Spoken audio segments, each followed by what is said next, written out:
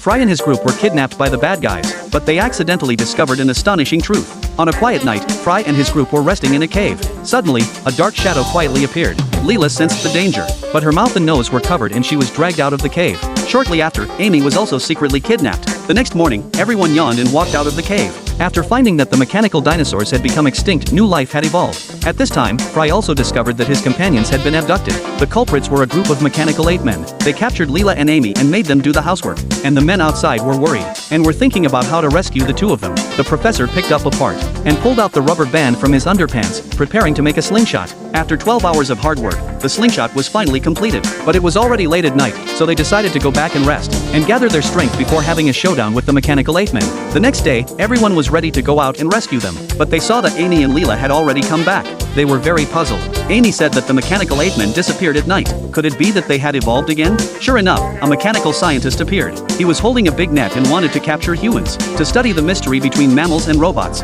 Unexpectedly, overnight, the machines had evolved into intelligent beings. All the robots gathered together in the city center. The scientist was giving a speech on the relationship between machines and mammals. The professor was also invited to the podium, but he announced on the spot, "You all evolved from the nanorobots I created." The mechanical scientist didn't believe it at all. After hearing this, the professor immediately took out the evidence. His robots had already appeared in the age of dinosaurs. "So, I am the creator of you robots." Some robots were too disappointed and decided to leave this planet. Although the professor won the debate, he was imprisoned on the charge of anti-science. In court, the robot vendor served as the defense lawyer.